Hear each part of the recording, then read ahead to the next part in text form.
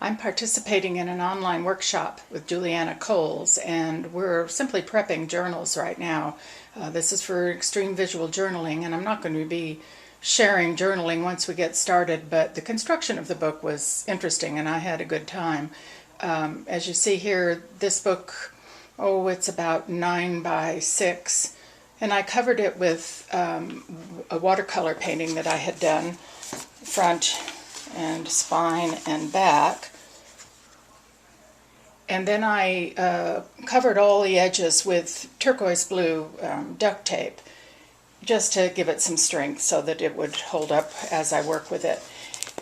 We were given various assignments to do to start with, and I went ahead and did my cover because I generally can't work in an altered book unless I have the cover, and I don't know why. This item that's on the cover was given to me in a swap at Art and Soul a couple years ago, and if the person who made it recognizes it, I'd love to hear from her so that I can give her credit. It's a little polymer clay shield with another little polymer clay head, and I punched holes into the cover and then wired it in place so that it would stay on. I didn't glue it because I liked the little bit of mobility. This book is magic, and the title of the book was called Mostly Magic, so it's mostly magic. These letters are from an envelope that I got in the mail. It says documents enclosed, and it also says personal and confidential, do not open. And so I have this as Magic 101. It's sort of my beginning exploration into this journal process. I had a glass doorknob that I liked, but it was quite bright green, and I'm not overly fond of bright green, so I covered it with some cyan blue alcohol inks just to give it a bit of a darker shade. It's a little rough looking. It's hard to see in this video in the light, but if you can catch the light from our window through the glass, you get the idea that there is some bluishness to that glass. And it's simply screwed through with a washer on the other end.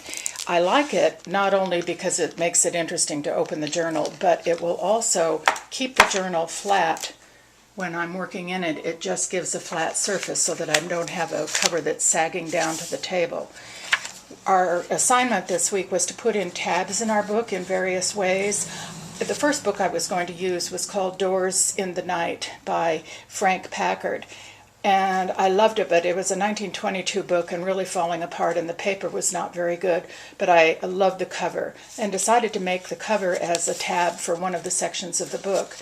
I folded the page back about 2/3 of the way, tucked the cover in, and then folded the paper back over the cover. And with my large stapler, I guess it's called a fascinator, I stapled different colored staples to hold that tab in place. And that opens up this second section. Another tab that I did was a mail-in or a mail envelope that came to me, and I loved the do not tamper that was printed on the envelope, so I decided to make a tab of that. It also had my name and address on the other side, but I didn't want anybody looking inside, and so I put a little Velcro closure on that, and it actually is an envelope. I simply cut it to fit on the page, so it's about half of an envelope, and I kept the best half, I think. And that's just glued on with some gel medium. It was easy to do. The third tab I did, simple duct tape. I couldn't find my blue at first, and so I did yellow, and then I finally found the blue, so I made a little blue design over the yellow. Just put several thicknesses so that it's nice and thick and bends. There's some great illustrations in this little book. They're kind of retold fairy tales, and I'm sure I'll be able to utilize some of the pages, although I'll be taking out more. This fourth tab that I made, I'm a postage stamp collector, and this is what's called a stock card. And each little fold is just enough to put in loose postage stamps. I've put in some tags that I intend to use later on in the book if the journaling is calling for that. I attach that with these outsized staples. Oops, I'm getting my camera off here. There are just 4 staples in the upper corners to hold that in place, so that makes a nice tab and was fun to do. Those of you who know my book art know that I have made a book out of flattened pop cans. It all started with a shiny silver beer can I found in a parking lot one day, and out of that I developed a pop can book, which I have since sold or given away, I can't remember. But a dear friend, Lisa Volrath, had sent me a whole new stash of pop cans for making another book someday, and I'm finally getting around to using them. They're super easy to punch. I do have what's called a crocodile punch. It goes through just about anything. So I punch 2 holes, put eyelets in, and then on the back side, put eyelets on the page, ran some binding thread, wax linen through to tie it in place. And then I also punched another hole at the base of the can so that it wouldn't flop up so much, and put a fastener in there, and that just comes through. And I may cover this up, or I may just leave it because I like it. Isn't this a great illustration?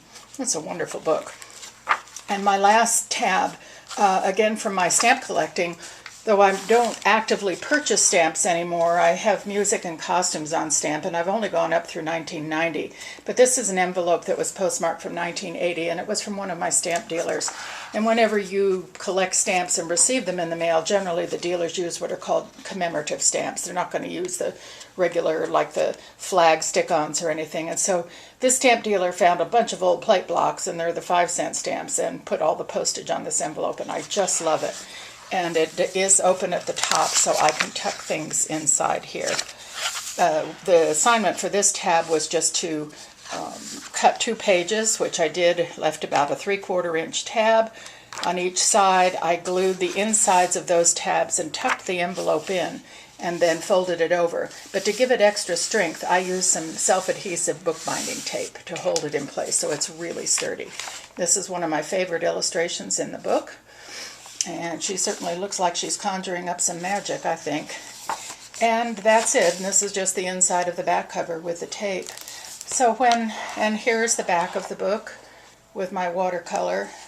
And when we get going, I know that this will end up getting thicker and thicker, which I love. And I'm not necessarily concerned about it closing tightly. Right now it closes fairly flatly. But I intend to use this with some type of tie that will go around, or may wrap around this way. I'm not too concerned about the closure. I've also been thinking about a closure that can work at the bottom corners just to hold it, and I'm not sure what I'll be doing with that. Time will tell. So I hope this shows you a little bit about my book. Thanks for looking.